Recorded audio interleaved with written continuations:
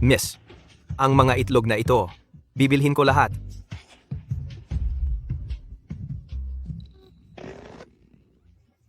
Sinabi ni Jiang Ming, ang mga itlog na ito ay nagkakahalaga ng 100 piso. Huwag mo akong lokohin sa plastic na to. Tanga talaga siya. Magbayad ka.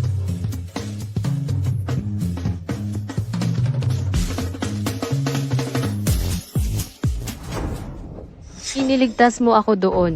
Mabuting tao ka. Ang mabubuting gawa ay dapat gantihan.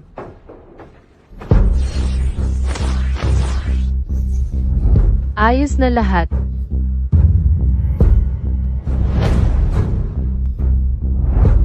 Guro, talagang ayos na. Sino ka? Ubus na ang mga itlog. Uuwi na ako. Hindi ordinaryo ang babaeng ito. Siyasatin mo siya, ngayon. Nanay, kumita ako ng maraming pera ngayon.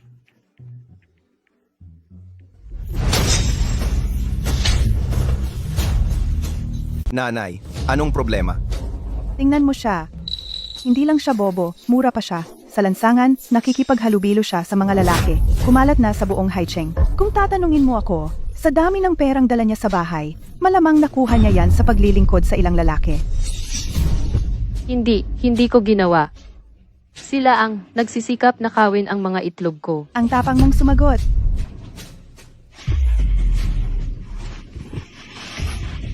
Mukhang kailangan mo ng isang mahusay na paghampas. Noong araw, iniligtas ka ng anak ko at pinakasalan ka. At naglalaro ka pa rin sa labas. Wala ka ng kabuluhan. Nanay, tigilan mo na siya.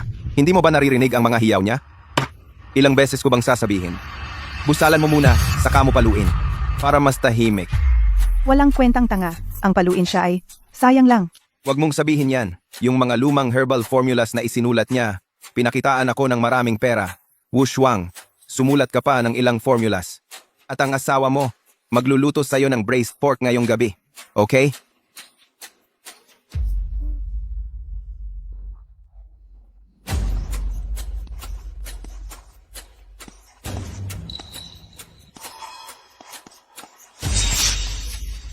Ang tanga, nagsusuot ng ganyang gandang jade.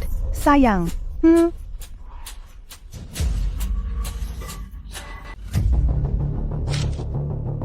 Ji Wushuang. Ayon sa mga talaan, si Ji Wushuang ay may kapansanan sa pag-iisip at 5 taon na ang nakalipas ay nagpakasal siya sa isang negosyante ng halamang gamot na si Jiang Ming. Nagbebenta siya ng mga itlog para suportahan ang pamilya. Pinagaling niya ang aking binti. Ang mga order ng halamang gamot mula sa Key Hospital ay ibibigay kay Jiang Ming bilang tanda ng pasasalamat. Sige, kung gayon, ang balita ng iyong paggaling. Huwag magmadali. Manahimik muna ito. Ming, kailan ba talaga kayo magdidiborsyo sa tangang iyon? Sabi ng tatay ko, kung pakasalan mo ako, ang mga order ng pamilya namin lahat ay sa iyo. Talaga? Oy, Mr. Jiang, gustong makipagsosyo sa atin ng Chi Group. ano? Ching Ching, sinabi ng Chi Group na gusto nilang makipagsosyo sa akin. Ikaw ang tumulong sa akin dito, di ba? Oo, kaya Ming, kailan ka magdidiborsyo? Didiborsyuhin ko na siya ngayon. King King, ikaw ang pinakamahalagang babae para sa akin.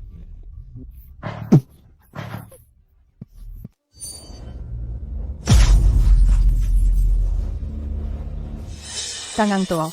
Magkano sa tingin mo maaari mo siyang ibenta? Bini-bini. Ano ang gusto mo? Malapit nang yumaman at sumikat ang anak ko.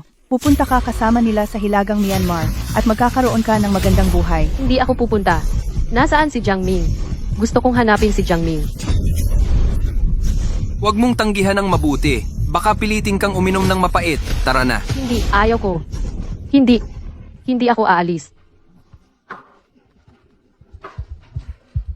Hindi ako aalis.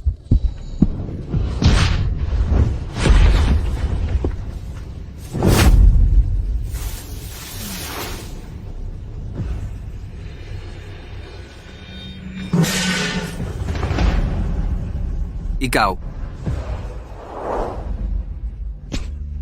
Kasalanan mo lahat. Hindi ka lang naibenta, napagastos mo pa ako sa ospital. Kasalanan mo lahat.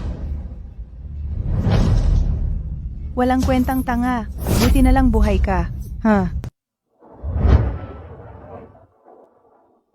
Nakuha ni Jiang ang pabor ng pamilya Qi. Tataas ang iyong estado mula ngayon. Huwag mong kalimutan na tulungan kami. Nat. Wala iyon. Swerte lang. Uy, huwag kang masyadong mahinhin. Iyan ang nangungunang angkan sa apat. Ang pamilya Qi. Ang mga makakasosyo ng pamilya Qi mula ngayon ay maaaring gawin ang anumang gusto nila. Kung tatanungin mo ako, si Jiang ay nakakuha ng pabor ng pamilya Qi ngayon dahil sa iyong lumang reseta. Sigurado! Si Jiang ay napakabata. Ngunit gumawa siya ng reseta na nagkakahalaga ng malaking halaga. Isang reseta na matagal nang nawala. Ito ay isang henyo na minsan lamang sa isang milenyo. Pinalalaki mo ako. Dumating na ang anak na babae ng pamilya Ye. Ching-ching, nandito ka na. Ito si Chengnan, ang bagong mayamang pamilya Ye. Si Jiang Ming ay nakikipag-date sa anak na babae ng pamilya Ye. Una ang pamilya Ye, pagkatapos ang pamilya Qi. Itong lalaki talagang pinalad. Ano? King, ako ang ina ni Jiangming. Kumusta, tita? Narinig ko kay Aming na ang pakikipagtulungan sa pamilya Qi ngayon ay dahil sa iyo. Huwag mo na akong tawaging tita, tawagin mo akong nanay. Ito ang jade pendant ni Ji Wushuang.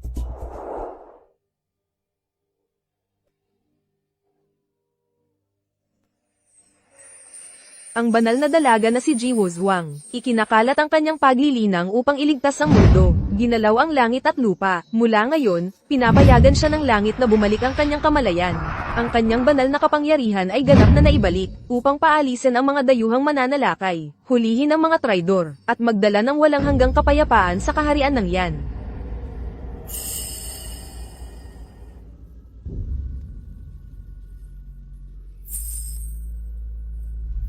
Ito ay ang jade pendant ni Ji Wushuang. Ito ang pamana ng aming pamilya. Ibinibigay ko ito sa iyo.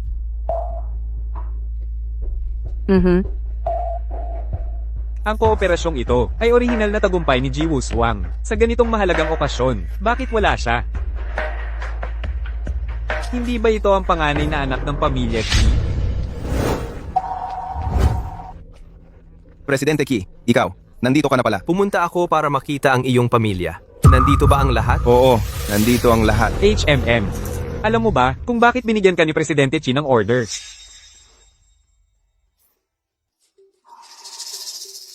Presidente Qi, ang tagumpay ko ngayon ay dahil sa tahimik na dedikasyon ng aking asawa. Ako, Jiang Ming, ay tiyak na hindi isang taong walang utang na loob. Maraming salamat sa inyong lahat sa pagdalo sa bangkweteng ito para sa kooperasyon ko at ng pinakamayamang tao ng Haicheng, ang Qi Group. Dito, nais kong pasalamatan ang isang tao na napakahalaga sa akin. Noong hindi pa ako kilala, hindi niya ako minasama. Sa pinakamahirap na panahon ng aking buhay, siya ang nanatili sa akin. Narinig ko na may asawa si Jiang Ming. Narinig ko na siya ay isang hangal. Ngunit, dedikado siya kay Jiang Ming. Alam ko, si Jiang Ming ay hindi makapag-aral noong una. Iyon ang hangal niyang asawa, ang nagbenta ng itlog para bayaran ang kanyang pag-aaral. Alam niyang pasalamatan si Ji Wushuang. At least may konsensya siya. Dahil lahat ito sa iyong kabutihan, panganay na binata. Sa kooperasyong ito, hindi na kailangan ni Ji Wushuang magtinda mula umaga hanggang gabi. Minsan akong nangako na bibigyan siya ng masaganang buhay. Ngayon, sa wakas ay nagawa ko na. Ngayon, nais kong opisyal na ipakilala ang aking asawa. Siya ay... Ye Qingqing. Paano nangyari ito? Kailan sila nagsama?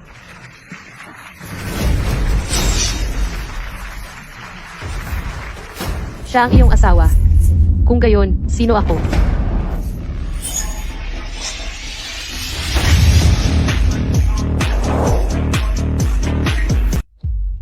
Ji Wushuang, wala kang lugar dito. Umalis ka na. Jiang Ming, inaasahan kong bibigyan mo ako ng maayos na paliwanag.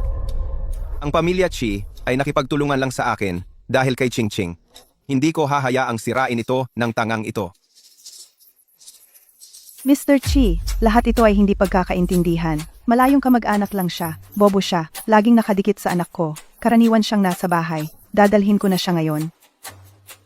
Sasabihin ko sa'yo, ang anak ko ay ikakasal na sa anak na babae ng pamilya Ye. Ikaw na tanga.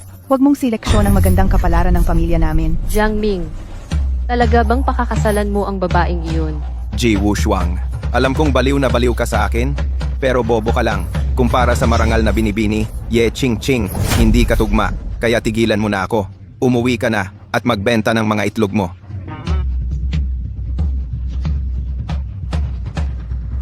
Narinig mo ba ako? Umalis ka na ngayon. Dahil hinahamak mo ang mga bobo, ipapakita ko sa'yo ang pakiramdam na apakan ng isang bobo.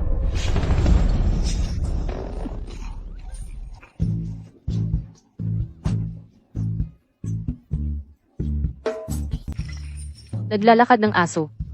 Naglalakad ng aso. Naglalakad ng aso. Naglalakad ng aso. Baka tanga siya, pero marunong siyang mag-alaga ng sarili. Hoy anak, nababaliw na ako kay Ji Wushuang. Ji Wushuang, hindi ito lugar para mag-eskandalo ka. Nat, Kung hindi ako dumating, tatakas ka kasama ang maninira ng tahanan. Anong ibig mong sabihin? Maninira ng tahanan? anong kalokohan ang sinasabi mo? Sa palagay ko, ikaw ang maninira ng tahanan. Huwag mong hayaang lokohin kanya. Noon, naawa lang ako sa kanya. Hindi ko inaasahan na madikit siya sa akin ng ganito. Siya, babaeng mura siya. Tama iyan. Jiang Ming, napakagaling mo sa murang edad. Kahit sinong babae ay mahuhulog sa iyo.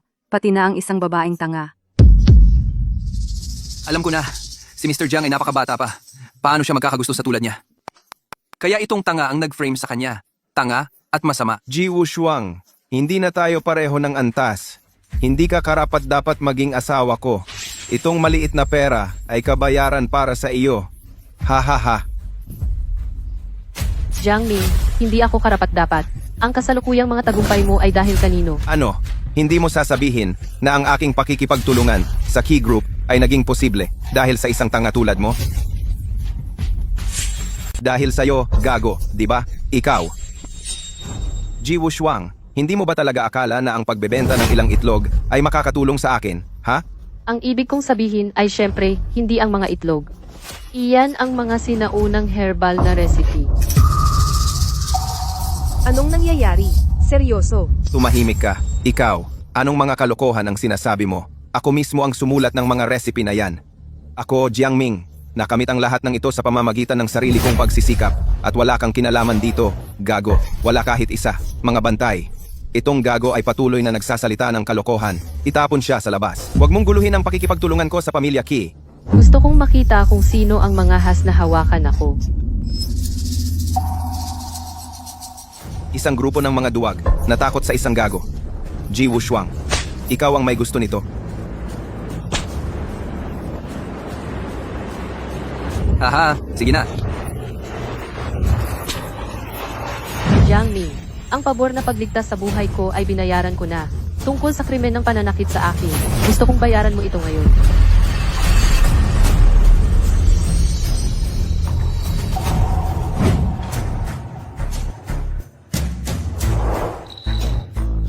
Tumigil! Mr. Ki, nagdrama siya sa ating meeting sa pagtutulungan. Gusto ko lang siyang turuan ng leksyon. Ayos ka lang? Ayos lang ako. Mr. Ki, huwag kang maniwala sa mga baliw niyang salita. 5 taon ko na siyang kilala. Wala siyang iba kundi isang pokpok na nakikipagtali kahit kanino. Tama iyan, ikaw ay isang taong may malaking halaga. Huwag hayaang dumihan ng isang walang kwenta ang iyong paningin. Mr. Ki, mahalaga ang kooperasyon ngayong araw. Ang talento ni Jiang Ming ay halata sa lahat. Huwag hayaang sirain ng basura ito. Tama. Ang mga sinaunang reseta ay lahat isinulat ko pagkatapos ng magdamag na pagsasaliksik. Kung nagsisinungaling ako sa iyo, naway tamaan ako ng kidlat. Naway mamatay ako ng miserable. Jiang Ming, paano ka nangahas gumawa ng ganoong panata? Tila talaga tapat ka. Siyempre, puno ako ng katapatan. Mr. Ki, kaya ang ating kooperasyon. Tungkol sa kooperasyon, maaari itong magpatuloy. Gayunpaman, ang kontratang ito, dapat pirmahan niya.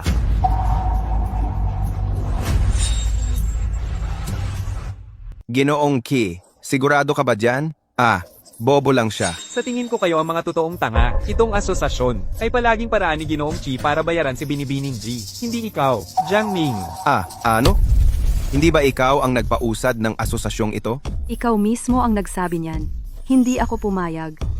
Jiang Ming, ngayon, ikaw nakikita mo na ba ang sitwasyon?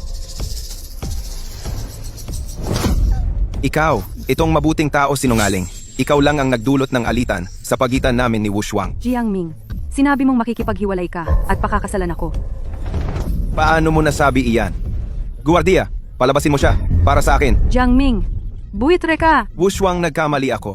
Nagkamali lang ako na ginagawa ng bawat lalaki na karaniwan. Iyon ay ang babaeng iyon. Inakita ko ng babaeng iyon. Patawarin mo ako. Patawarin mo ako. Pakiusap. Jiang Ming, sinampal mo lang ang mukha ko. Ang sakit sobra. Pasensya na. Mali ako. Tama. Karapat-dapat din akong tamaan. Hoy, Wushuang, patawarin mo kami. Shuang. Sinuportahan mo ako sa pag-aaral araw-araw. Sinuportahan mo ang aking karera. Naaalala ko lahat. Pirmahan ito. Mula ngayon, magluluto ako ng braised pork para sa iyo araw-araw. Sige?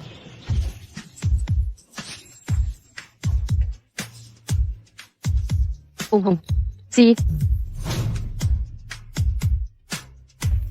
Nilagdaan. Jiang Ming, masaya ang ating transaksyon.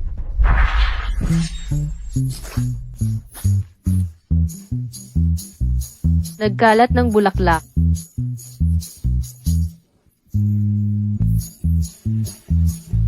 Ji Wushuang, niloko mo ako. Munting soro ka. Bubugbugin kita hanggang mamatay. Walang puso na lalaki, matandang mangkukulam. Hindi mo ako mahuhuli. Ginoong Ki, ako. Dahil napunit na ang kontrata, ang ating kooperasyon nagtatapos dito. Si Jiang Ming ay masama ang moral. Naka-blacklist sa buong industriya. Mula ngayon, sino man ang maglakas loob na makipagtulungan kay Jiang Ming ay kalaban ng pamilya Qi. Lahat, makinig.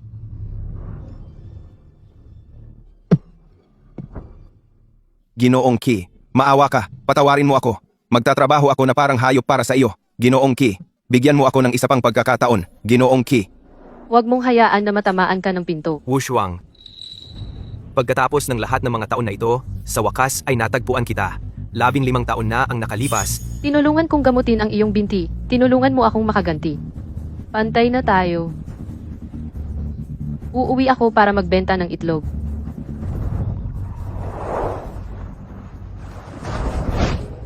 Xuanwu, dakilang tagapagtanggol ng bulwagan ng Phoenix, ay sumasalubong sa pagbabalik ng makalangit na dalaga ng Siyam na Langit. Bumalik na ako. Biglang nagbago ang langit ngayon. Naramdaman ko ang presensya ng Diyosa, kaya agad akong nagmadali. Kabanal-banalan, 5 taon na namin hinahanap ka. 5 taon kong itinago ang aking banal na pandama. Natural lang na hindi mo ako mahanap. Xuanwu, sa loob ng 5 taon na ito, ligtas ba ang kaharian ng yan? Noon, inialay mo ang iyong sarili para sa langit. Mabilis na nagbago ang sitwasyon sa 5 taon na ito.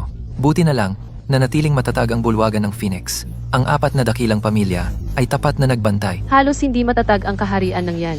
Ang 4 na dakilang pamilya, tapat pa rin sila. Lumitaw ang aura ng Diyosa. Hindi ko ito itatago. Ang 4 na dakilang pamilya ay naghahanda na. Isang handaan para sa iyo. Magaling. Panahon na para makipagkita sa kanila. Oo nga, pagkatapos ng lahat ikaw at ang pamilya Qi, ang pinuno ng 4 na pamilya, may kasunduan pa kayo sa kasal. Ano? Ang pagbabalik ng Diyosa sa pagkakataong ito ay magandang balita para sa muling pagsilang ng Daxia. Itong handaan ng pagtanggap ay dapat gawin ng maayos. Walang dapat na pagkakamali. Ang pamilya Qi ang pinuno ng 4 na pamilya. Hayaan si Kuya Qi na mga siwa ng handaan. Panatag kami, panatag. Kuya Chi, para sa handaan na ito, hindi ba natin dapat banggitin ang kasunduan sa pagitan ng Diyosa at Yanli? Ang Diyosa ay may pinakamataas na karangalan. Kung hindi dahil sa dakilang soberano ng Daxia na personal na nagkasundo sa kanya sa aking apo, ang aming pamilya ay hindi magkakaroon ng gayong kapalaran. Si Qi Yanli ay isang walang kwentang lumpo. Ano ang nagpapangyari sa kanya na maging karapat-dapat sa Diyosa? Wen Chuan, huwag kang bastos. Lolo, sinasabi ko ang totoo. Ang Diyosa ay talagang magpapakasal sa lumpot walang kwentang iyon sa aming pamilya. Hindi lang mawawalan ng mukha ang pamilya Qi, mawawalan din ng mukha ang buong kaharian ng yan. Bukod dito, ang aking kuya hindi ba siya naghahangad pa rin sa babaeng taga-nayon na sinagip niya? Kung ako ang tatanungin, ipawalang bisa na lang ang kasunduang ito. Ang aking pakikipagkasundo sa Diyosa ay usapin sa pagitan naming dalawa. Wala itong kinalaman sa iyo, ulol. Ikaw? Tama na. Pag-aaway ng magkapatid ngayon? Akala mo ba patay na ako? Lolo, Wala iyon. Sasabihin ko sa iyo, ang pakikipagkasundo sa Diyosa ay inayos ng ating mga ninuno. Hindi ito dapat paglaruan. Ang piging ng Diyosa ay hindi maaaring magkaroon ng anumang pagkakamali.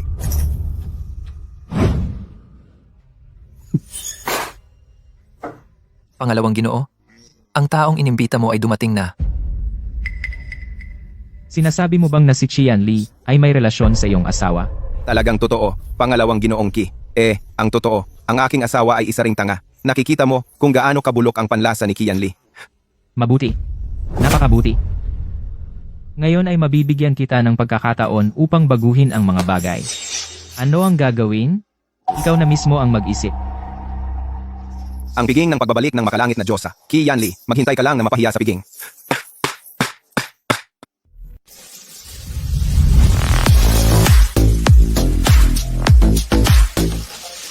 Ang Diyosa ay laging nagsusuot ng belo sa publiko. Ilang tao lang ang nakakita sa totoo niyang mukha. Ngayon sa wakas makikita natin ang kanyang kagandahan. Bumalik ang Diyosa. Nagsusuot siya ng korona para ipahayag ito sa mundo. Para masaksihan ang sandaling ito, mamamatay akong masaya. Nasaan ang asawa mo? Mr. Chi, mula noong huling pagpupulong ng kolaborasyon, nawawala na siya. Kung ako ang tatanungin, tiyak na itinatago siya ni Qian Li. Wala yon, basta narito ka ngayon, yan lang ay sapat na para bigyan ng sakit sa ulo si Qian Li. Dumating na ang panganay na anak ng pamilya Qi.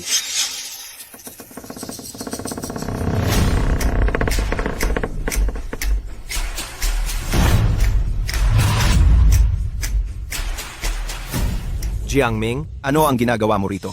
Inimbita ako ni Second Young Master Qi, kaya natural na pumunta ako. Qian Li, ikaw ay isang hindi minamahal na munting sinta sa pamilya Qi. Ang ating Second Young Master, siya ang kinabukasan ng pamilya Qi. Hoy, wag mong sabihin yan. Si Qian Li ang nobyo ng Diyosa. Siya halos kalahati ng bida ngayon. Second Young Master, tumigil ka sa pagbibiro. Sinta lang siya, hindi bulag ang Diyosa. Tandaan mo to, kahit napiliin ako ng Diyosa, hindi niya pipiliin si Qian Li. Yang munting sinta na yan. Dumating na ang Diyosa.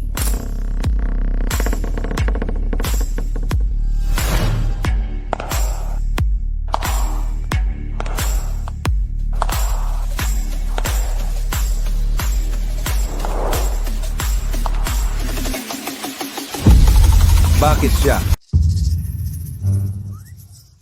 Ang saya. Ang saya ng handaan. Bakit ang bobo ng Diyosang ito? Hindi ito Diyosa, ito ang asawa ko. Hindi ko siya mahanap kahit saan dati. Hindi inaasahan, siya mismo ang lumapit sa akin. Wu Shuang, anong ginagawa mo dito? Dumating ako para sa handaan. Tungkol sa hindi ko pa nakikitang fiancé. Hindi ko alam ang ugali niya. Mas mabuti pang magpakatanga at subukan siya. Ang handaan ngayong gabi ay hindi ordinaryo. Kung may mangyari, hindi kita mapoprotektahan. Lee, ihatid si Miss G, pauwi. Opo. Hoy, kuya, sino ang babaeng ito? Bakit hindi mo kami ipinakilala? Kaibigan lang. Kaibigan? Anong klaseng kaibigan? Talaga? Jiangming, ikaw. Lahat, tingnan ninyo, ang babaeng ito ay asawa ko. Pero si Qian Li, siya sinasamantala ang mahinang pag-iisip ng asawa ko. Siya ay... Ang kapal mo, ang ating Young Master Qi ay isang taong may integridad at virtud. Paano namin hahayaang suruan mo siya ng walang basehan? Hoy, tingnan mo ito. Hindi lang siya nagtatangkang nakawin ng asawa ko. Gusto pa niya akong saktan.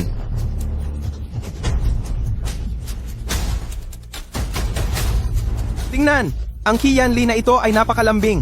Hindi siya karapat-dapat pakasalan ng ating napakataas at marangal na Diyosa. Kaya ikaw pala ang aking napangasawa. Hindi makapaniwala na si Qian Li, ang munting cutie na iyon, ay sobrang wild kapag walang nakakakita. Kung malaman ng banal na dalaga, ang pamilya Qi ay magkakagulo. Kaya ikaw pala ang aking kasintahan. Jiangming, ito ay may kinalaman sa kontrata ng kasal ng banal na dalaga. Huwag magsalita ng basta-basta. May ebidensya ka ba? Ako, ang asawa ko ang ebidensya. Ji Wu Shuang, hindi ka nagsisinungaling. Sabihin mo, noong huling piging ng kooperasyon, ginawa ba ni Qian Li ang hindi disente sa iyo o hindi? Anong sinabi mo? Hindi ko maintindihan. Sabihin mo na, o hahalikan kita, magsalita. Magsasalita na. Ang bobo mo talaga.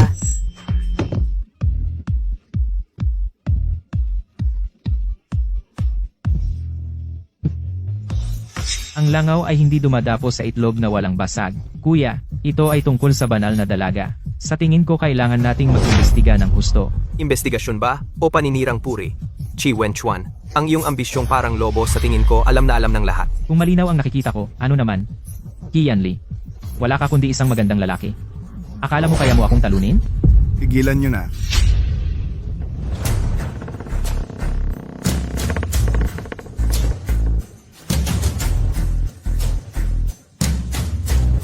Papunta na ang banal na dalaga. Walang maglalakas loob na magulo. Sino ang may kayabangan?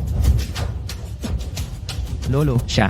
Si Qianli ay enggagado sa banal na dalaga, pero pinipilit niyang makisangkot kay Ji Wushuang, nagkagulo. Ito ay may kinalaman sa banal na dalaga, hindi ko ito basta-basta gagawin. Uulitin ko. Walang sino man ang maaaring baguhin ang enggagamento sa banal na dalaga. Malapit na ang piging. Pag-usapan natin ang lahat mamaya. Mga bantay, dalhin ang babaeng ito. Tigil! Qianli, talaga bang balak mo para sa babaeng ito sirain ang piging ng banal na dalaga? Lolo, siya ang hinahanap ko ng maraming taon. Ang tagapagligtas ko. 15 taon na ang nakalilipas. Iniligtas niya ako sa mga barbaro. Ano? Ikaw pala ang batang lalaki noong araw. Kaya nagpasya akong putulin ang enggagamento sa banal na dalaga. Putulin ang enggagamento? Nitong mga nakaraang taon, ang pamilya Chi ay yumaman ng husto. Lahat dahil sa pabor ng banal na dalaga. Kung talagang putulin natin ito, ang pamilya Chi. Qianli, ikaw mismo ay isang taong lubos na walang silbi sa pamilya Qi, dahil sa enggagamento sa banal na dalaga. Nakaraos ka hanggang ngayon. At may lakas ka pa na putulin ito.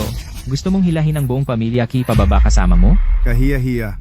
Yanli, kung siya talaga ang iyong tagapagligtas, hindi siya pwedeng pabayaan ng pamilya Qi. Pero ang iyong kasal sa banal na dalaga, hindi maaaring kanselahin. Lolo, dahil sinabi ko na, naisip ko na ang lahat. Hindi ko pa nakikilala ang banal na dalaga at wala akong nararamdaman para sa kanya. Bukod dito, hindi ako aasa sa isang babae para umangat ang aking karera. Kahit anong mangyari, ipagtatanggol ko ang mga mahal ko. Lolo, kung si Ji Wushuang ay simple-minded o hindi, pakakasalan ko siya at aalagaan ko siya sa natitirang buhay niya. May perpektong magandang Diyosa kang mapapakasalan, pero ipinipilit mong pakasalan si Ji Wushuang. Lolo, sinabi ko na sa iyo noon pa. Si Qianli ay hindi kayang gawin iyon. Kung patuloy mo siyang pagbibigyan, mapapahiya lang niya ang pamilya Qi natin. Tama iyan, Ginoong Qi. Si Qianli ay maaaring pumili ng kahit sino, pero pinili niya ang asawa ko. Sasabihin ko sa iyo, Ji Wushuang, hindi lang siya tanga. Ang kagandahan at halimaw ay wala lang, pero nag-aalala ako. Masisira nito ang iyong pinaghirapang reputasyon. Yanli, alam kong pinahahalagahan mo ang katapatan, ngunit ang pakikipagtipan mo sa Diyosa ay inayos ng soberano. Hindi ito maaaring baguhin. Mula nang iligtas niya ako noong bata pa ako, siya lang ang kinikilala kong asawa. Desisyon ko na iyan. Kung hindi ko mapatahimik ang galit ng Diyosa, susuko ako sa parusa ng pamilya.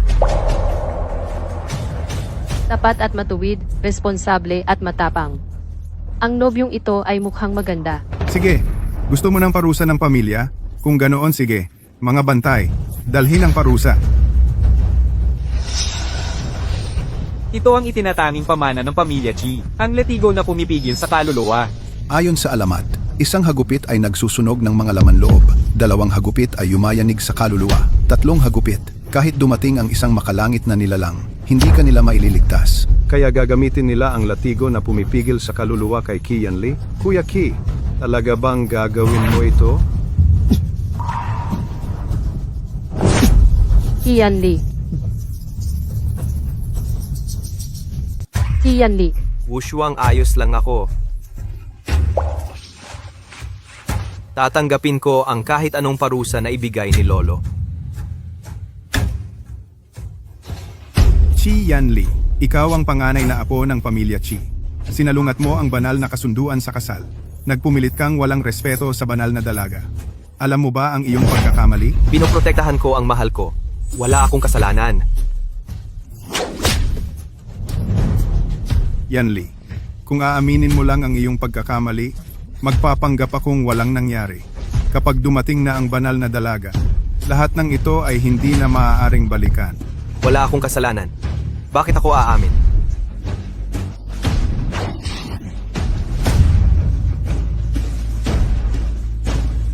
Kuya Qi, sobra ka na.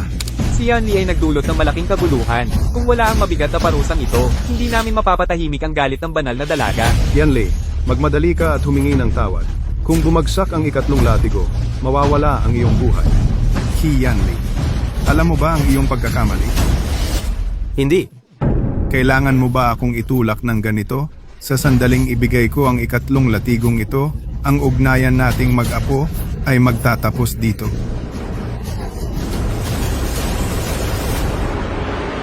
Tama na.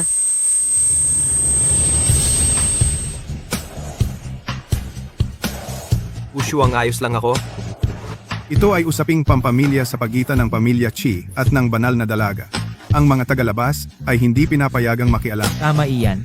Kahit narito ang banal na dalaga, tiyak na hindi niya ito basta-basta pakakawalan.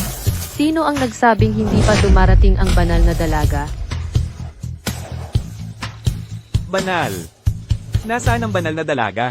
Ako ang banal na dalaga ng siyam na langit. Ji Wushuang. Haha. So, ikaw pala ang cute, at sa tingin mo, lahat kami ay cute? Iyan ang makapangyarihang diyosa ng siyam na langit. Paano ka naglakas loob na magpanggap sa kanya? Lahat, ang maliit na cutie na ito, ay hayagang nilapastangan ang Diyosa. Dapat siya'y matulad kay Qi Yanli. Mga bantay, dalhin na siya. Paano kung sinabi ko na ang korona sa entablado na iyon ay akin? Ang cute, talagang nananaginip ka. Alam mo ba na kinikilala ng korona ang kanyang Panginoon? Tanging ang tunay na Diyosa ang makapagpapakinang nito ng banal na ilaw. Kung may maling umangkin nito, ang korona ay magiging sandata at sasaktan sila ng hindi nakikita. Ang cute. Sige, subukan mo.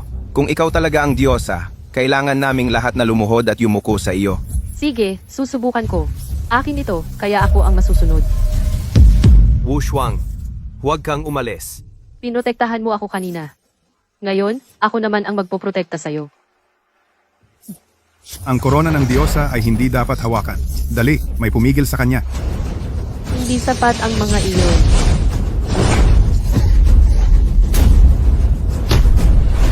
Paano siya nagkakaroon ng ganyang kalalim na kapangyarihan? Hindi mo ba sinabi sa akin na siya ay isang maliit na cutie?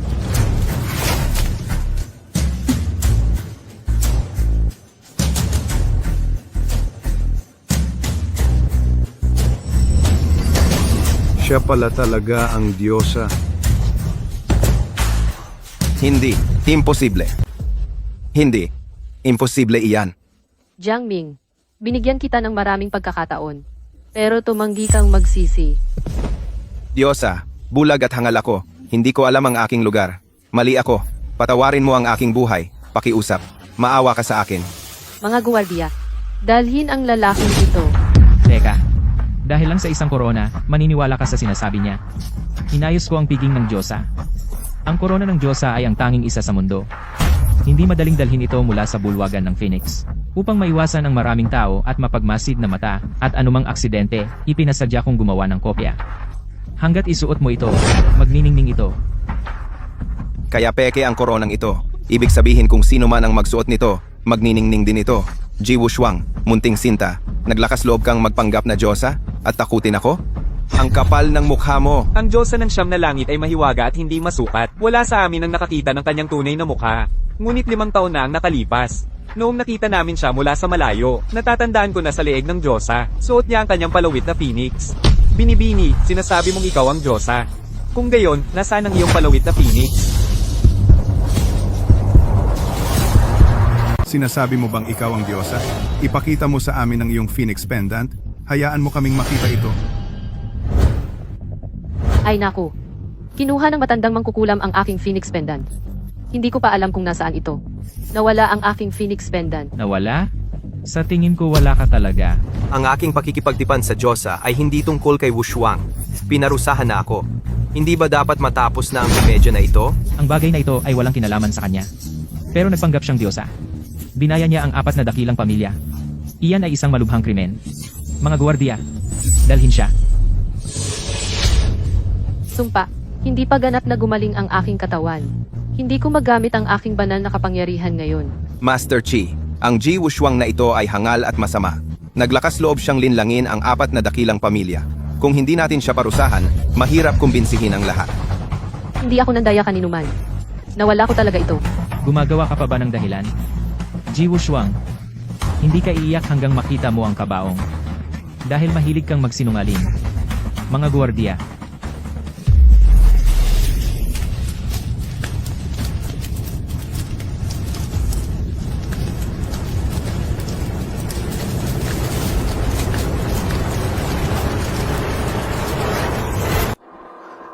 Tigil!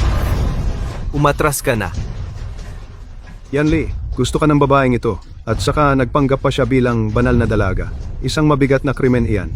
Umalis ka na ngayon, at lahat ay maaari pang maayos. Tama iyan. Tigilan mo na ang pagiging matigas ng ulo. Qi Yanli, ngayong ganito na, pinoprotektahan mo pa ba siya? Si Wushuang ay isang ordinaryong tao lamang. Dahil lang sa takot kayo sa banal na dalaga, kayong apat na pamilya ay maaaring mang-api sa isang kaawa-awang ordinaryong tao? Katawa-tawa, ang banal na dalaga ay maraming nagawa para sa mga tao. Ang dignidad ng banal na dalaga ay hindi maaaring yurakan. Ang iyong mga aksyon ay nakasakit na sa pamilya Qi, at ito ay walang respeto. Sinabi ko na noon, sa buhay na ito, si Wushuang lang ang aking babae. Kung sa tingin mo iyon ay pabigat sa pamilya Qi, kung gayon ang pamilya Qi, hindi na rin ako mananatili dito. Ano ang sinabi mo? Desidido na ako. Naniniwala ako na ang banal na dalaga na nagmamalasakit sa lahat ay hindi gustong makita ang magkasintahang nagkahiwalay. Wushuang, umalis na tayo. Qi Yanli, hindi ka naman masamang nobyo. Sige, umalis na tayo.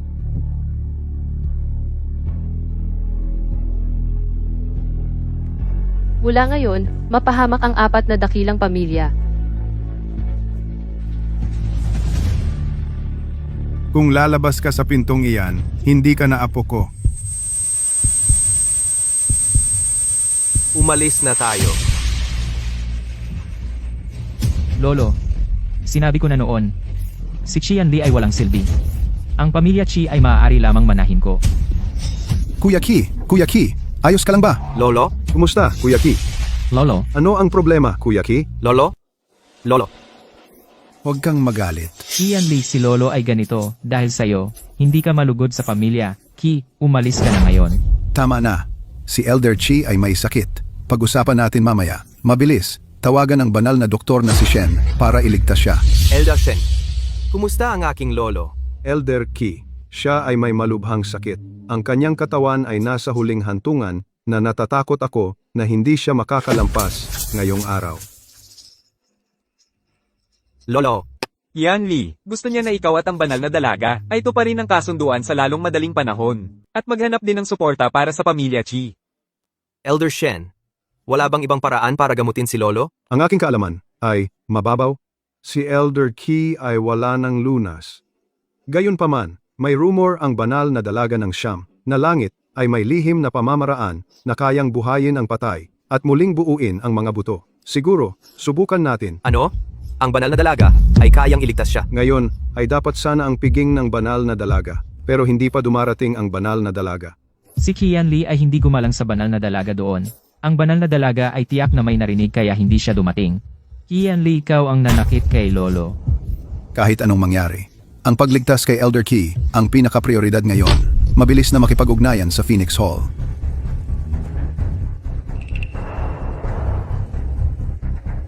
Ji Wushuang, anong ginagawa mo na nakatayo sa tabi ni Elder Qi? Alam ko ang lihim na pamamaraan ng banal na dalaga. Igilan mo siya. Ang aming pamilya Qi, paano ka nangangahas, manggulo dito, lumabas ka ngayon. Talagang alam ko ang lihim na sining ng Divine Maiden. Ang sakit ni Master Qi ay hindi na makapaghintay. Maaari ko siyang pagalingin. Ano ang magagawa mo? Hindi ka marunong mag-basic math. Tigilan mo na ang paggulo dito. Ang iyong acupuncture ay walang silbi. Sa katunayan, ito ay kontraproduktibo. Tanging ang aking sinaunang sining ang makakapagligtas sa kanya ngayon. Kung maghihintay pa tayo, huli na ang lahat. Ako, si Shen Wanshan, ang pinakadakilang manggagamot. Ang iginagalang ko lang ay ang Divine Maiden. Ikaw, munting sinta, paano ka nangangahas na tanungin ang aking pasya? Naku, si Master Qi ay malapit ng mamatay. Lolo, Kuya Qi! Lolo! Lolo! Kuya Qi! Lolo, Ang karaniwang paraan ay hindi gagana. Kaya ito lang ang paraan. Nasaktan ko si Lolo Qi. Lolo Qi. Paanong bigla ka na lang nawala? Hindi ka pa pumapayag. Sa kasal ko kay Qianli, ano ang gagawin namin kung wala ka? Ano ang ginagawa mo? Hindi paggalang kay Lolo habang siya ay buhay. Malaking kahihiyan iyan. Ano pa ang hinihintay mo? Dalhin mo na siya ngayon. Hindi sila katulad ko. Si Lolo lang ang pinapahalagahan nila. Wushwang, ano ang ginagawa mo? Nagamot ko na si Lolo, kanina lang. Sa loob ng 3 minuto, magigising si Lolo. Yanli, pinagkakatiwalaan mo ba ako? Pinagkakatiwalaan kita. Anyway, susubukan natin ang kahit ano sa puntong ito.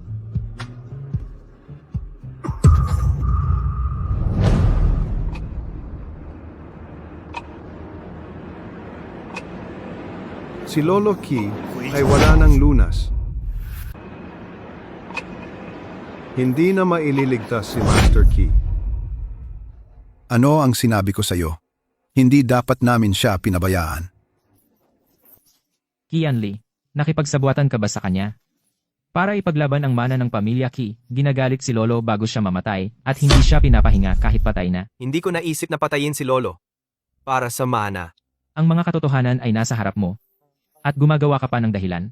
Ngayon, inaanyayahan ko ang mga nakatatanda ng 3 dakilang pamilya na sumaksi. Ako, Qi Wenchuan, sa ngalan ni Lolo, papaalisin ang walang utang na loob na inapo mula sa pamilya Qi. Mula ngayon, wala na siyang kinalaman sa pamilya Qi. Habang nandito ako, huwag mo nang isipin na makakuha ng anuman mula sa pamilya Qi. Masyado kang nagmamadali sa desisyon mo, di ba? Wala na si Master Ki. Ano pa ang masasabi mo? Sinabi ko sa iyo, magigising si Lolo sa loob ng 3 minuto. May 10 segundo pa bago mag-3 minuto. Bilang pinuno ng pamilya Lu, ipinapahayag ko sina Qi Yanli at Ji Wushuang ay dapat paalisin ng magkasama. Hindi na muling papayagan. 5 segundo na lang. 4 na segundo. Nag-aatubili ka pa rin pagkatapos ng lahat? Bakit hindi na lang gawin?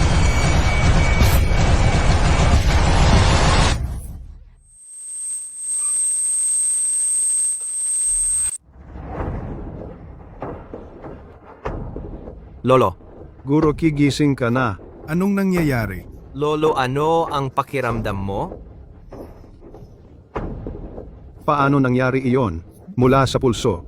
Guro Ki, ganap ka ng gumaling. Tama. Hindi na sumasakit ang likod ko. At ang aking mga binti, hindi na rin sumasakit. Napakaganda ng pakiramdam ko sa buong katawan.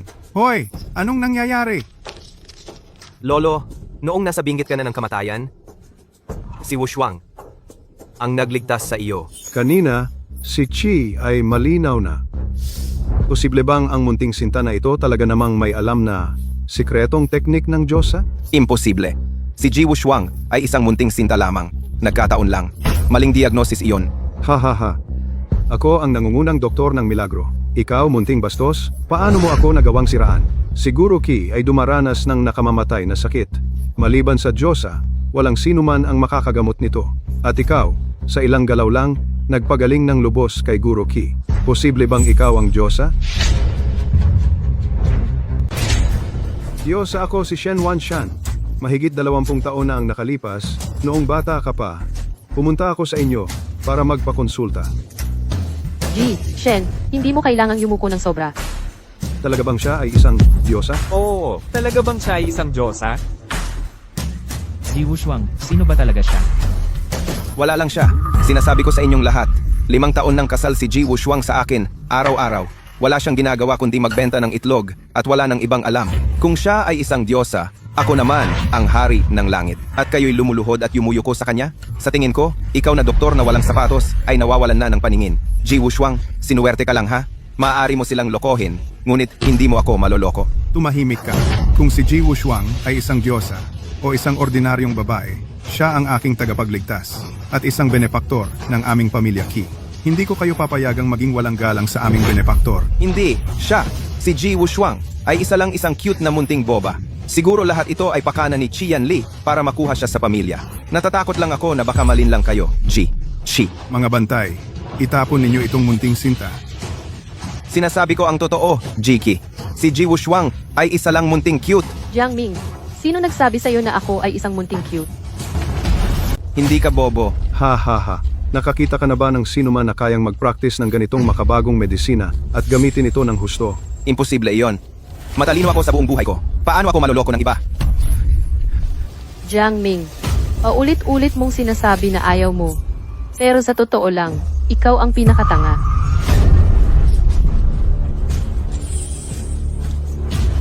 Dahil mahilig kang makipagtalo sa akin. Jiang Ming, sa natitirang bahagi ng iyong buhay, maging tanga ka na lang. Me.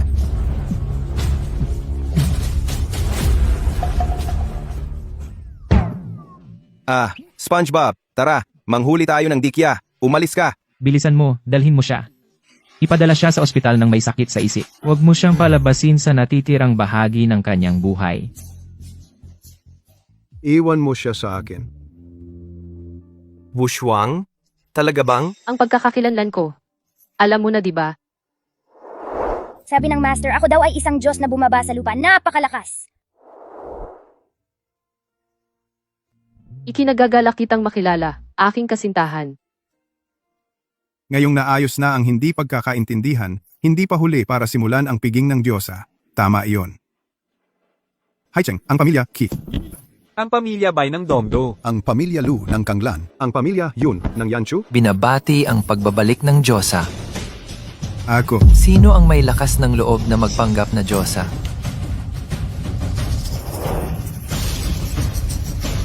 Ako. Sino ang nangangahas na magpanggap bilang banal na binibini? Dumating na ang tagapamahala ng bulwagang Phoenix, sangay ng Haicheng. Tagapamahala. Inimbitahan kita rito. Ako si Chi Wenchuan. Itong babaeng ito. Hayagan na nagpapanggap bilang makalangit na binibini. At narito para manloko ng mga tao. Wenchuan, ano ang sinasabi mo? Alam ko na ito sa simula pa lang. Si Ji Wushuang ay hindi ang tunay na banal na binibini dahil nakita ko na ang totoong banal na binibini. Kaya sinasabi mong peke ako. Nakita mo na ang banal na binibini? Bakit hindi mo sinabi? Dahil gusto kong makita kung hanggang saan kayo nang pwedeng pumunta sa paninirang puri sa banal na binibini hanggang sa anong antas. Hindi ko akalain na napakatapang mo. Na maglakas loob na magpanggap bilang kamahalan, ang banal na binibini, Ji Wushuang, ang tapang mo. Tagapamahala, nagkakamali ka ba? Kamahala ng banal na binibini ay gumamot. Sa malubhang sakit ni matandang Guro Qi, ako ang tagapamahala ng bulwagang Phoenix. Ang aking sariling kamahalan, maaari ba akong magkamali? Ji Wushuang, alam mo ba ang iyong kasalanan? Binabawi ko ang aking pagkakakilanlan. Anong kasalanan ang nagawa ko? Sa kabaligtaran, ikaw dahil ikaw ang tagapamahala ng bulwagang Phoenix, sangay ng Haicheng, bakit mula nang bumalik ako sa Haicheng matagal na hindi kita nakita? Maaaring ikaw ang peke. Katawa-tawa. Narito ang Phoenix Token. May sasabihin ka ba para sa iyong sarili? Ang Phoenix Token ng banal na binibini. Ang token ay katulad ng tao. Ang tagapamahalang ito ay tunay. Pagbati, tagapamahala. Hindi ako naglabas ng Phoenix Token kailanman. Ano ang nangyayari? Ang piging ng Diyosa ay puno ng mga insidente. Naramdaman ito ng Diyosa. Nagalit siya ng matindi. Ngayon, kayong apat na dakilang pamilya, talagang hindi ninyo iginagalang ang Diyosa ng palasyo ng Phoenix. Kung ganoon, paparusan kayo ng Diyosa at dapat ninyong ibigay ang lahat ng inyong ari-arian. Ano, lahat ng ari-arian ng aming pamilya? Tama, ibigay ang lahat ng inyong ari-arian at ialay ito sa Diyosa. Baka patawarin ng palasyo ng Phoenix ang inyong mga buhay. Hindi ko kailanman ibinigay ang ganoong utos. Ikaw na impostor, paano kang nangangahas na magyabang? Wushuang, ito ay kahina-hinala. Hindi tayo dapat kumilos ng padalos-dalos. Isang simpleng konsehal ay nangangahas na maging ganoon kayabang. Tiyak na may tiwaling elemento sa palasyo ng Phoenix. Ibigay ang inyong apat na pamilyang lahat ng ari-arian. Kung hindi, Sa palagay ko, hindi ito utos ng Diyosa, kundi sa inyong palasyo ng Phoenix na sinusubukang kumita mula rito. narito ang token ng Phoenix. Ang sinasabi ko ay kalooban ng Diyosa. Ang pamana ng pamilyang Bai sa loob ng isang siglo ay hindi maaaring isuko ng ganon kadali. Kahit na ang Diyosa mismo ang dumating ngayon, hindi niya sasamantalahin ang pamilyang Bai. Ang pamilyang Bai ay hindi kailanman susuko. Sige. Ang pamilyang Bai ay talagang may tapang. Kung ganoon, saka ko kayo papayagang mabuhay. Ngayon, sino pa ang tumututol? Paano yan? Itong mga ari-arian, isusuko mo ba o hindi? Isang marangal na konsehal ng Phoenix Hall, ganyan mo sinasaktan ang mga inosente. Matanda? Nasaktan ko ba siya? Hindi. Pumirma ako. Ari-arian lang naman, di ba? Handa kong ibigay lahat ng aking ari-arian. Pakiusap, Diyosa, iligtas mo ang aking buhay. At ikaw? Nakapagdesisyon na ba kayo? Oo. Ang pamilya Lu ay handang ibigay ang lahat ng aming ari-arian. Hinihiling lang namin na iligtas ng Phoenix Hall ang buong pamilya ko. Master Chi? Ikaw? Lolo, harapin mo na ang realidad. Sa pamamagitan lang ng pagkawala ng pera tayo makakaiwas sa sakuna. Master Chi, mas mabuting pag-isipan mo muna. Ang buong pamilya, Chi mo. Daan-daang buhay. Nasa iyong mga kamay.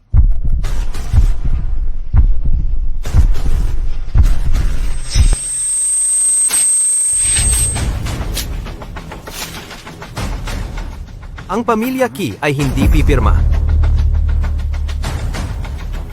Kian Lee, paano mo nagawang punitin ang kasunduan? Hindi ka ba natatakot sa galit ng Diyosa? Ang Diyosa at ang bulwagan ng Phoenix ay mga kinatawan ng katarungan. Pero hindi ko inakala na ang ganitong uri ng katarungan ay aapi sa mga inosenteng tao. Kian Lee, kung gusto mong mabuhay, hindi kita pipigilan, pero ngayon nag-iingay ka ng walang pakundangan, sinusubukan mo bang hilahin ang buong pamilya Ki sa kanilang kamatayan? Siya, binigyan ko ang pamilya Ki ng pagkakataon, ngunit hindi ninyo ito pinahalagahan. Hoy, hindi, konsehal.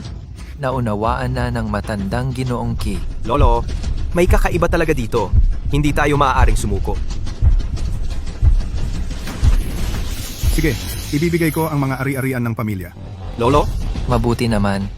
Ngunit ang apo mong ito ay paulit-ulit na nang hamon sa aming bulwagan ng Phoenix.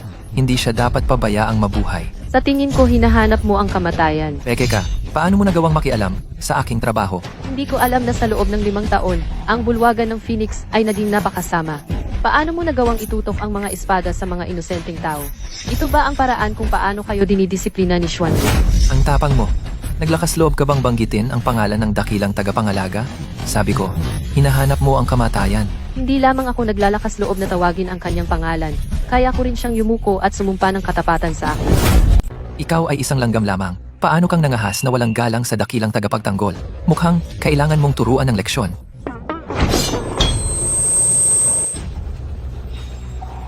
Paano ito nangyari? Nanggulo ka sa maling tao.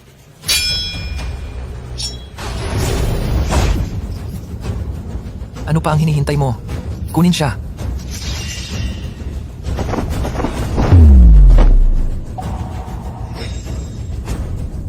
Paano kang nangahas na gawin ito sa akin? Ang banal na ginang ay hindi ka hahayaan. Banal na ginang, nakikita kong hindi mo pa rin naiintindihan kung sino ang tunay mong Panginoon. Ang Phoenix Hall na nasa ilalim ng aking utos ay hindi magpaparaya sa mga peste tulad mo. dumating na ang banal na ginang ng 9 na langit.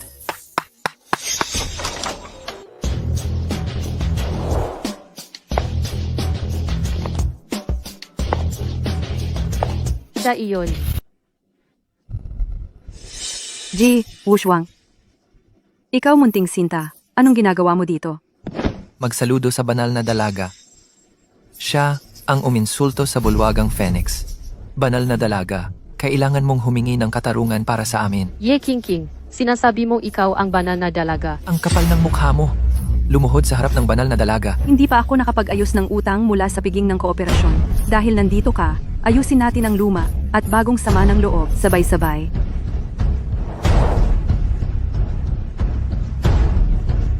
Bakit ka nakatayo diyan? Bakit hindi ka yumuyuko? Tulungan nating salubungin ang banal na dalaga. Dumating ako ngayon para sa ilang bagay. Una, gusto kong putulin ang kasunduan sa lalaking ito. Susunod, gusto kong magpakasal kay Qi Wenchuan. Wenchuan, kailan ka nagkasama-kasama ang banal na dalaga? Lolo, ginawa ko ito para protektahan ang pamilya Ki. Si Kian Lee ay nagpupumilit na kasama si Ji Wushuang. Hindi ko kayang manood lang ang pagbagsak ng pamilya Ki natin. Mula ngayon, makikipagtulungan ako sa banal na dalaga upang magdala ng karangalan sa pamilya. Chi Wenchuan, upang agawin ang kapangyarihan sa piging ngayon. Talagang pinaghirapan mo. Huwag kang mag-alala. Ginawa ko na ang higit pa riyan. Pangalawa, gusto ko ang lahat ng ari-arian ng 4 na makapangyarihang pamilya. Bilang regalo sa kasal para kay Wenchuan. Pinaghirapan mong nakawin ang aking pagkakakilanlan para lang magnakaw ng ilang ari-arian at manligaw ng pabor sa isang lalaki. Ye King King, nawala ba ang isip mo? Si, para sa kayamanan ng ating pamilya, nagplano ka ng ganoong kalaking balak. Qi Wenchuan, talagang ambisyoso at walang awa ka. Sa puntong ito, ang resulta ay tiyak na. Lolo, itong dokumento ng paglilipat para sa pamilya Ki pirmahan mo na. Qi Wenchuan, ang ating pamilyang Qi. Paano namin nagawa ang isang nilalang na tulad mo? Kapag ako na ang pinakamayamang tao, kasama ko ang banal na dalaga, aasikasuhin ka ng mabuti. Lolo Ki, pirmahan mo na. Ang aming Phoenix Hall ang bahala sa iyo. Ang pagpirma ay okay, pero Ye Ching Ching, bakit kami magtitiwala sa iyo? Pakisuyo, duda ka sa banal na dalaga. Sinasabi mong ikaw ang banal na dalaga, kailangan mong magbigay ng nakakumbinsi na ebidensya. Kung hindi, hindi ba tayong lahat maloloko ng wala lang? Kanina lang, si Ji Wushuang ay nag-claim na ang banal na dalaga. Ang handaan ngayon ay maraming tao at maraming mata. Lahat ay dapat mag-ingat. Eksakto. Sa palagay ko, si Ye Qingqing ay may masamang intensyon. Inaasam niya agad ang kayamanan ng pamilya natin. Wala siyang anumang biyaya ng isang banal na dalaga. Ikaw, Tama na. Kung ako ang tatanungin, ang Phoenix Pendant ay personal na bagay ng banal na dalaga. Ngayon, sino man ang maglabas ng Phoenix Pendant ang siyang tunay na banal na dalaga? Tama. Ngayon wala kaming kinikilala kundi ang Phoenix Pendant lamang. Ang Phoenix Pendant na binanggit mo, ito ba? narito ang Phoenix Pendant. Ano pa ang sasabihin mo? Ang aking Phoenix Pendant. Nasa kanya pala. Sige, tawagin mo akong nanay. Ngayon wala nang tumututol, di ba? Ye Ching Ching. Ay ang ating kagalang-galang na Diyosa ng siyam na langit. Ji Wushuang, ano pa ang sasabihin mo? Narinig ko na ang Diyosa ay isang mahusay na manggagamot, kayang buhayin ang patay at muling palaguin ang laman at buto. Dahil ikaw ang Diyosa, maaari mo bang ipakita ang iyong banal na kapangyarihan at gamutin ang kanyang binti? Ang aking binti. Oo, kung talagang kaya ng Diyosa gamutin ang aking binti, kung gayon ang tagapagmana ng pamilya Qi. Ibibigay ko kay Qi Wenchuan. Sana nga, ang pamilya Qi ay akin na. Ikaw lang. Sa tingin mo maloloko mo ang Diyosa na gamutin ang iyong binti? Tama. Bakit ko gagamutin ang kanyang binti? Ngayong lumitaw na ang Phoenix Pendant. Napatunayan ko na ang aking pagkakakilanlan. Ji Wushuang, hindi ka pa ba sumusuko? Tama iyan. Oh, mali ang pagkakaintindi mo. Lahat, sabi nila ang Diyosa ay nagpapagaling ng may sakit at nagliligtas ng buhay ay nangangailangan ng maraming banal na kapangyarihan. Si Miss Yi ay paulit-ulit na gumagawa ng dahilan, baka wala siyang banal na kapangyarihan. Tama. Bakit laging may dahilan? Kakabalik ko lang. Kaya hindi pa ako makapag-practice ng medisina. Oh, sayang naman. Pero, Diyosa. Narinig ko na ang Phoenix Pendant na ito ay gawa sa sinaunang banal na jade at nangangailangan ng lihim na pamamaraan ng Diyosa ng walang panloob na enerhiya upang tawagin ang makapangyarihang sinaunang 5 elementong banal na general. Baka may paraan sila upang gamutin ang binti ni Yan Li. Iyong kabanalan, kami ay walang paningin. Paano kung tawagin mo sila at ipakita sa amin? Oo, tawagin mo sila. Ano ba nakaganyan? Hindi mo alam kung paano? Paano ba naman hindi ko magagawa? Isa akong Diyos ang dakila. Kung ganoon, Diyosa, pakiusap, tawagin ang sinaunang general na banal para pagalingin ang aking binti. Pero, Prinsipe, hayaan na lang silang makakita para sa sarili nila. Tamang-tama, kaming lahat mula sa bulwagan ng Phoenix ay nais ding masaksihan ang iyong biyaya. Oo, Ching Ching, ipakita mo lang sa kanila ang kaunting kakayahan. Kung may mangyari, pwede nating sirain ulit pagkatapos gumaling. itong dalawang guwapong lalaki, wala akong lihim na paraan. Ang isang Diyosa na nagpapagaling ay malaking bagay. Hindi ka ba handa mag-ambag ng kahit isang patak ng dugo? Isang patak ng dugo? Tawagin ang general na banal. Hindi ba ito pagtutulo ng dugo ng Diyosa sa Jade Pendant? Yun lang. Ano bang mahirap doon? Ay naku, kung hindi ko matawagan ng general, ang pagpapanggap kong Diyosa ay malalantad. Diyosa, bakit hindi ka pa kumikilos? May pag-aalinlangan ka ba? Kayo talaga, ayaw lang harapin ang katotohanan. King King, patak lang ang dugo yan. Tutulungan kita. Hoy, wag! Oy,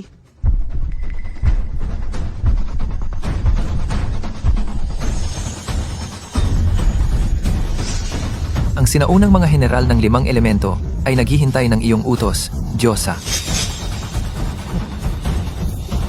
nagtagumpay ako nang hindi sinasadya. Ang banal na artifact na ito ay hindi naman ka hanga-hanga. Sinabi ko sa iyo, ako ang banal na dalaga. Isang himala. Ang banal na dalaga lamang ang makakagawa ng ganyang himala. Kayong mga walang kwenta. Ang makasaksi sa himalang ito ay swerte sa inyong nakaraang buhay. At Ching Ching, hindi ko alam na kaya mo pala iyon. Simula ngayon, gusto kong makita kung sino ang mga has na humadlang sa atin. Ye Ching Ching, narito na ang iyong 5 elementong general. Bilisan mo at utusan sila na pagalingin ang mga binti ni Yanli.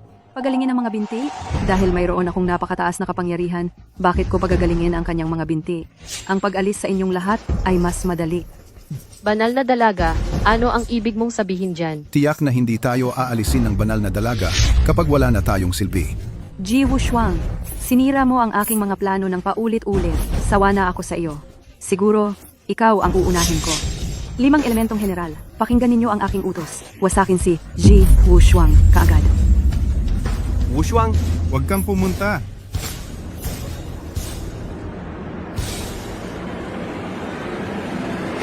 Sinaunang 5 elementong general, magbigay pugay sa banal na dalaga.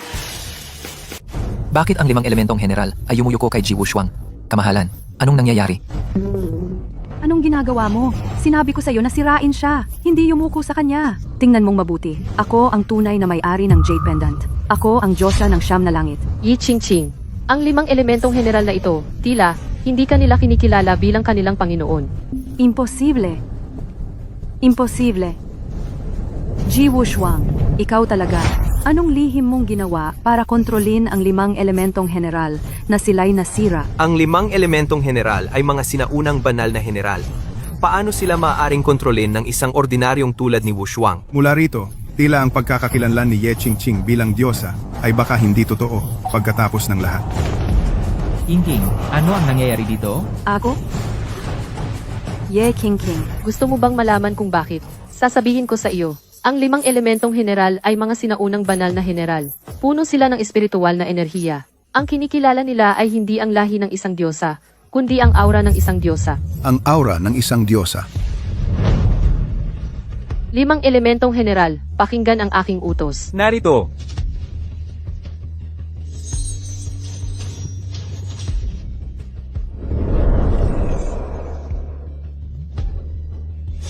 Ipahayag ang dekreto ng 4 na dagat.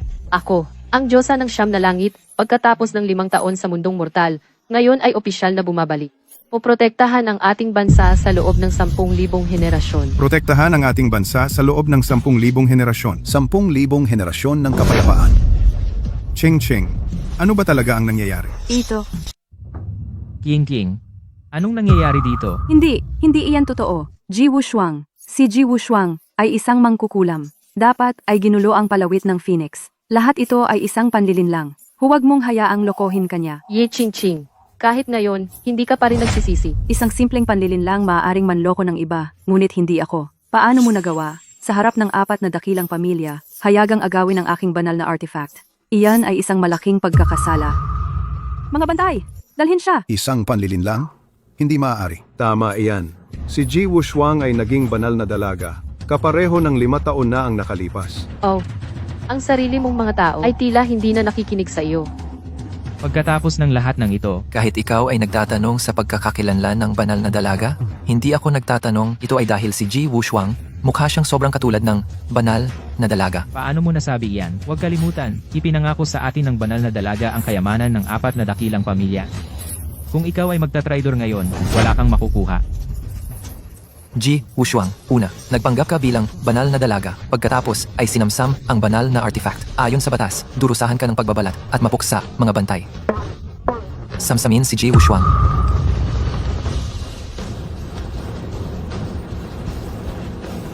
Dumating na ang Xuanwu Grand Protector ng Phoenix Hall. Sino ang maglakas na tanungin ang kanyang banal na kamahalan? Dumating na ang Grand Protector ng Black Tortoise ng Phoenix Hall. Sino ang may lakas ng loob na tanungin ang banal na dalaga? Grand Protector, Xuanwu. At saan ka galing? Hindi ka man lang makatingin ng diretsyo. Yan ang tunay na banal na dalaga. Ah, ganon. Siguro ikaw ay isang artista na inupahan ni Ji Wushuang. Ji Wushuang. Nagsumikap kang magpanggap bilang banal na dalaga. Talagang hindi ka nagtipid. Talagang humahanga ako. Ayon sa batas ng Phoenix Hall, itong impostor na nagsasabing siya ang Grand Protector, dapat patayin. Katiwala, bakit hindi mo pa siya inaaresto? Para itaguyod ang reputasyon ng banal na dalaga. Gusto mo akong parusahan? Pagbati, Lord Xuanwu, karapat dapat ako dito. Anong ginagawa mo? Hindi lang sumusuway sa aking utos, kundi lumuhod ka pa sa iba? Ano? Ye Qingqing? Ang banal na dalaga? Hindi mo man lang nakikilala si Grand Protector Xuanwu? Hindi lang siya nakikilala. Gusto niyang ipapatay siya. Ano ang ibig sabihin nito? Ye Ching Ching.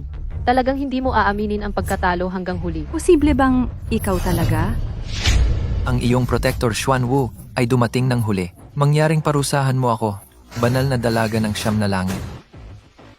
Banal na dalaga ng siyam na langit. Ngayon, sino ang tunay na banal na dalaga? Walang duda, di ba? Pagbati, banal na dalaga. Hindi. Si Ji Wushuang talaga ang Diyosa. Kung gayon, saan mo nakuha ang jade pendant na iyon? Hindi ko iyon sinabi. Ang jade pendant na iyon ay akin.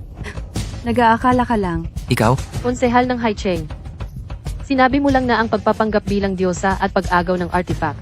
Ano dapat ang parusa? Ayon sa batas, ang parusa ay pagbabalat at pagpuksa. Mabuti. Gayon na nga. Hindi! Diyosa! Diyosa! Diyosa! Iligtas mo ang aking buhay! Diyosa! Ang konsehal ng Haicheng ay sumisipsip sa makapangyarihan, ay tiwali, ay nanakit sa mga inosenteng sibilyan, at gumawa ng mga kasuklam-suklam na krimen. Agad na pagpugot ng ulo. Hindi. Mahal na Diyosa. Diyosa, ang bagay na ito ay dahil sa aking pagkukulang. Hand akong isuko ang aking sweldo bilang babala sa iba. Tungkol sa kanya, iiwan ko siya sa iyo. Lolo, mali ako. Hindi ako dapat nakinig sa munting sinta na iyon. Lolo, patawarin mo ako. Patawarin mo ako. Lolo, Ang pamilyang Qi ay wala ng kinalaman sa iyo simula ngayon. hindi mo ako maaaring itakwil. Kung itatakwil mo ako, ang buong pamilyang Chi ay ibibigay sa lumpo na ito. Hindi siya may kakayahan. Lolo. Lolo. Nakikiusap ako, Lolo. Nakikiusap ako sa iyo. Kahit para sa kapakanan ng pamilyang Qi, kahit para sa karangalan ng pamilyang Qi, hindi mo ako maaaring paalisin. Qian Li. Siya, si Qian Li, ay walang iba kundi isang walang kwentang lumpo.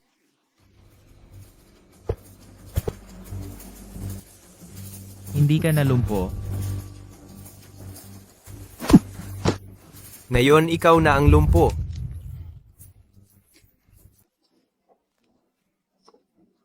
Yan Li, gumaling na ba ang binti mo? Gumaling na. Tinulungan ako ni Wushuang na pagalingin ito. Imposible iyan. Imposible iyan. Chi Wenshuan. Yung aksidente sa kotse 5 taon na ang nakalipas na ikinasugat ng binti ko. Ikaw ang nag-ayos niyon, di ba? Anong aksidente? Hindi ko alam. Hindi ko alam. Qian Li. Sinusubukan mo akong paratangan. Wala kang ebidensya. Sinong nagsabing wala? Narito ang lahat ng ebidensya ng maraming taon ni Qi Wenchuan ng masasamang gawain. Tiniis ko ito ng maraming taon. Lahat para sa araw na ito. Imposible iyan. Ang sama-sama ng mga ginawa mo. Ang pamilya Qi, hindi ka na kayang panatilihin. Mga guwardiya, Hindi. hindi ko nakakailanganin ng wheelchair na ito. Ibinibigay ko ito sa iyo. Hindi. Ako ang tagapagmana ng pamilya Qi. Ako. Mukhang nabaliw na talaga siya. Siya ang may kasalanan. Ngayon, oras na para pag-usapan ang tungkol sa atin, Diyosa. Kumusta? Ako ang iyong kasintahan. Ang makalangit na diyosa. Ji Wushuang. Kumusta? Ako ay ang iyong kasintahan na 2 beses mong iniligtas. Qian Li.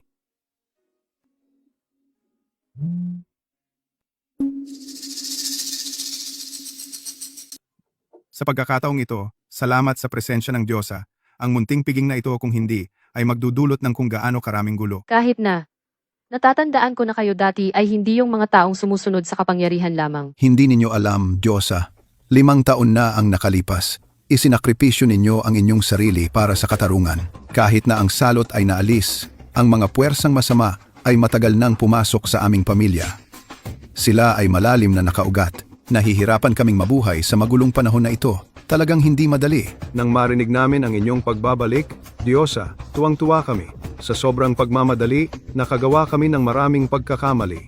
Patawarin ninyo kami, Diyosa. Nandito pa ba ang mga masasamang puwersa? Huwag kayong mag-alala, lahat. Hanggat nandito ako, si Ji Wushuang, poprotektahan ko kayo mula sa pang-aapi ng maliit na estado na ito. Xuan Wu, sige at alamin agad ang kanilang impormasyon. Sa totoo lang, Diyosa, kakapadala lang ng lihim na telegrama ng Panginoon. Ang kabisera ay mag-host ng subasta ng museo ng 8 bansa. Sa oras na iyon, ang dakilang prinsipe ay dadalo. Ang dakilang prinsipe. Mabuti. Oras na para makilala siya. Sasamahan kita. Ikaw? Ang pinakakailangan mo sa isang subasta ay pera. At ang pinakamarami sa akin ay pera.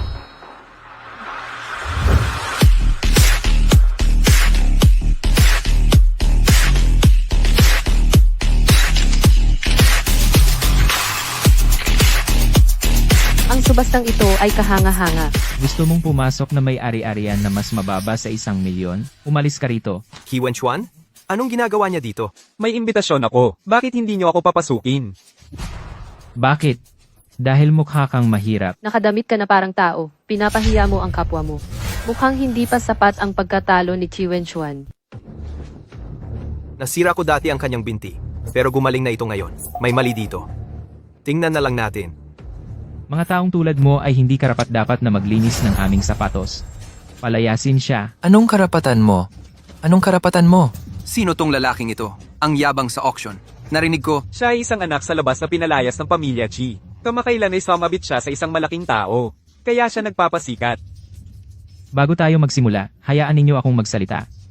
Ang auction ngayon ay dadaluhan ng prinsipe. Lahat ng mga item ngayon ay atin nang makukuha. Binibigyan ko kayo ng payo. Mas, alamin ang inyong kakayahan. Kung gusto ninyong umiwas sa gulo, umalis na kayo ngayon. ang yayabang ng mga salita. Ang tapang mo. Ano?